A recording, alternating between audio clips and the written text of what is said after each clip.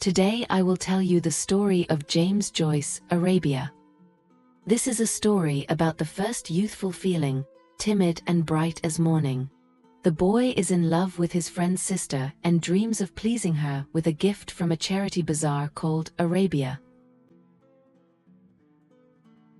North Richmond Street ended in a cul-de-sac, and it was a quiet street, except at the hour when the Christian Brethren school was over. At the end of the cul-de-sac, away from the neighbors, stood an empty two-story house on a quadrangular lawn. Other houses in this street, proud of their dignified inhabitants, looked at each other with imperturbable brown facades. The former owner of our house, a priest, died in a small living room. The air in all the rooms was musty because they had been locked up for too long, and the closet near the kitchen was littered with old useless papers. Among them I found several books in paper covers, with damp, warped pages, The Abbot by Walter Scott, The Pious Communicant and Memoirs of Vidocq. I liked the latter the most, because the sheets in it were completely yellow. In the neglected garden behind the house grew an apple tree and around it a few scattered bushes. Under one of them, I found the rusted bicycle pump of the deceased owner. He was known for his charity, and after his death he bequeathed all his money to good deeds, and left all the home furnishings to his sister. In winter, when the days were shorter, dusk fell before we had time to have lunch. When we went outside, the houses were already dark. The patch of sky above us was an ever-thickening purple, and the street lamps raised their dim flames toward it. The cold air tingled my skin, and we played until our whole bodies began to burn. Our cries echoed in the silence of the street. The game led us to muddy backyards, where we came under fire from wild natives who lived in shacks, to the back gates of the dark, damp gardens, where the stench rose from the garbage cans, to the dirty, smelly stalls, where the coachman cleaned and scraped the horses or jingled the harness with buckles melodiously. When we returned to the street, the darkness was already pierced by the light of the kitchen windows. If my uncle appeared around the corner, we hid in the shadows and waited for him to safely disappear into the house. Or if Mengen's sister went out on the porch to call her brother for tea, we would watch in the shadows as she looked around. We wanted to know if she would stay on the porch or go into the house, and if she did, we would come out of our corner and walk obediently to Mengen's porch. She stood there waiting for us, her figure blackened in the light rectangle of the half-open door. My brother always teased her before he listened, and I stood at the railing and looked at her. Her dress swayed as she turned, and the soft bundle of her braid quivered behind her shoulders. Every morning I lay down on the floor in the living room and watched her door. The pulled curtain was only 1 inch short of the windowsill, so I couldn't be seen from the street. When she appeared on the porch, my heart shuddered. I rushed into the hall, grabbed my books, and followed her. I never lost sight of the brown figure in front of me for a moment, and at the very bend where our paths diverged, I quickened my pace and overtook it. This was repeated day after day. I never spoke to her, except for a few casual words, but her name was like an appeal that foolishly stirred my blood. Her image did not leave me even in such places that were least conducive to romance. On Saturday nights, when my aunt went shopping in the shops, I always carried a bag for her. We walked through the brightly lit streets, in the crowd of merchants and drunkards, among the cursing of peasants, the shrill shouts of boys guarding barrels of tripe at the shops, the nasal howls of street singers singing a song about a Donovan Rosa or a ballad about the sorrows of our native country. All these noises merged for me in a single feeling of life. I imagined that I was carefully carrying my cup through the crowd of enemies. At times, her name fell from my lips in strange prayers and hymns that I didn't understand myself. Often my eyes filled with tears, I did not know why, and sometimes it seemed to me that a wave rose from my heart and flooded my whole chest. I thought about what would happen next. I did not know whether I would ever have to speak to her, and if I did, how I would tell her of my hesitant worship.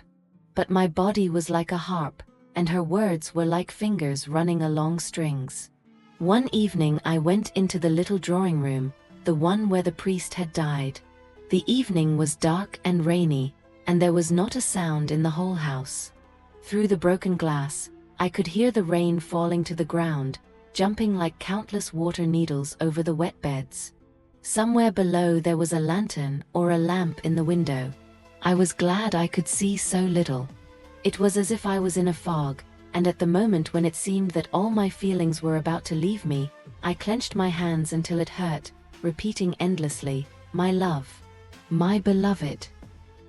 At last she spoke to me. At the first words she uttered, I was so embarrassed that I did not know how to answer. She asked if I was going to Arabia. I don't remember what I said to her, yes or no. "It will be a wonderful bazaar," she said. She really wants to go there. "Why don't you go?" I asked. As she spoke, she kept twirling the silver bracelet on her arm. She wouldn't have to go, she said, because they had a fast in the convent school this week. Her brother and 2 other boys were fighting over their hats, and I was standing alone at the porch. She was holding on to the railing with her head tilted toward me. The light of the lantern at our door snatched the white curve of her neck out of the darkness, illuminated the braid lying around her neck, and falling down, illuminated her hand on the railing. It fell on one side of her dress and snatched the white edge of her petticoat, barely noticeable when she stood still. "You're happy," she said. "If I go," I said, "I'll bring you something."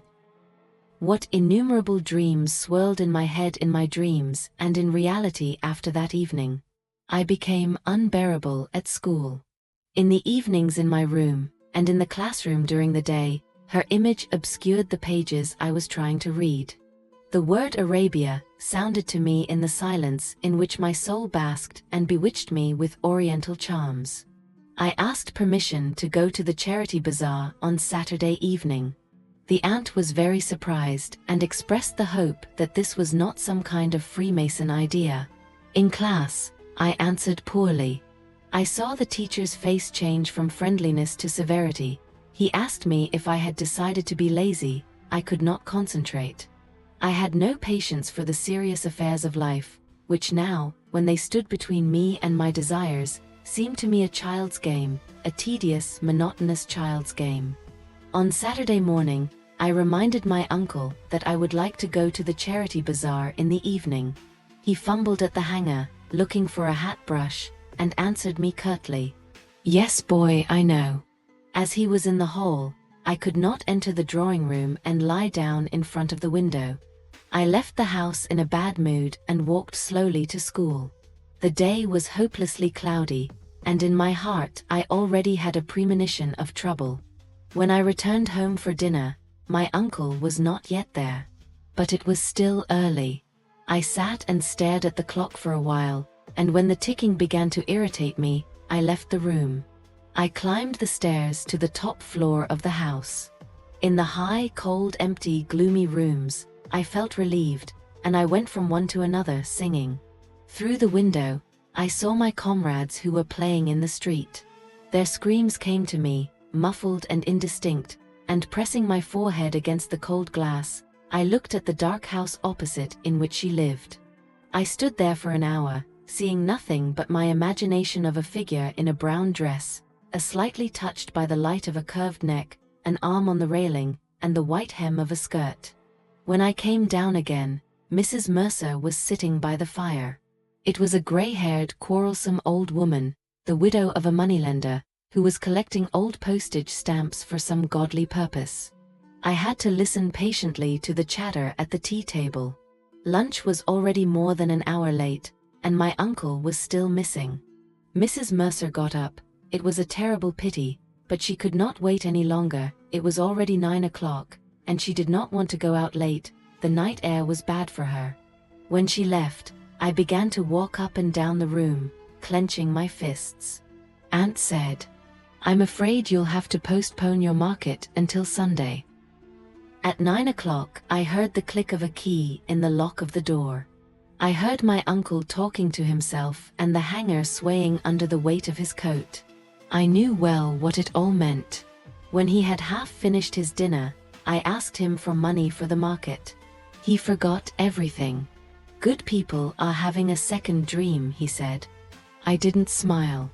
The aunt interjected energetically. "Give him the money and let him go. Enough of tormenting him." The uncle said that he was upset, as he had forgotten. He said that he adhered to the old proverb, "Without pleasure and entertainment there is no success in learning." He asked me where I was going, and when I explained it to him for the second time, he asked if I knew the Arab's farewell to the horse. Clutching the florin tightly in my hand, I rushed down Buckingham Street to the station. The streets, crowded with customers, brightly lit by gas lamps, reminded me of where I was going. I got into an empty third-class carriage.